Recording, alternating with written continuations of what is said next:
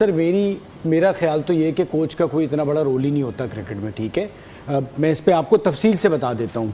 इंतखाब आलम साहब कोच थे हमारे, हम 92 का वर्ल्ड कप जीते, हम 2009 का वर्ल्ड कप जीते, ठीक है। साथ साथ जो आपने कहा कि जी मेंटली स्ट्रॉन्ग थे, तो वसीम अकरम कैसे मेंटली स्ट्रॉन्ग थे?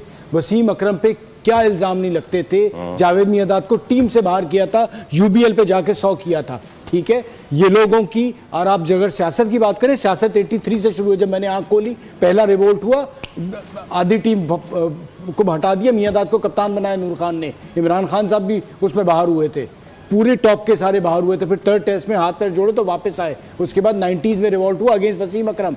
तो सियासतें तो भाई जब से शुरू हुआ तब से चल रही होती थी, लेकिन ये लोग मेंटली इतने स्ट्रांग होते थे। क्यों होते थे सर? ये जो क्रिकेट खेलते थे ना, आपको अंदाजा नहीं है जितनी क्रिकेट आप मैदान में खेल के बनते हैं। ये जितने छोकरे हैं ये मैदान में क्रिकेट नहीं खेल रहे, ये सारे जाके 3-3 हज़ार बॉलें जो है वो नेट पे खेल रहे हैं, एकेडमी में खेल रहे हैं। मैचेस खेलते कितने? बाबर ने मुझे बता दें या शाहीन ने बता दें फर्स्ट क्लास का आखिरी मैच कब खेला था? विराट कोहली जाके खेल रहे दिल्ली से, ये मुझे बताएं। ये सारे जो हैं ये सारे क्रिकेट ही नहीं खेलते। और क्रिकेट कौन सी खेलते हैं? 20 ओवर वाली। 20 ओवर की क्रिकेट है सर। क्रिकेटर बनता है रेड बॉल से।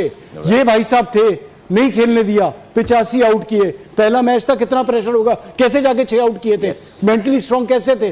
क्या इन्होंने कोई डॉक्टर के साथ मुलाकात की थी या इनके कोच ने इन्हें कहा था? कोच तो इन्हें पता है कि क्या इनके साथ रिलेशनशिप थे, क्योंकि वो खेल खेल के ये इतने स्ट्रांग थे।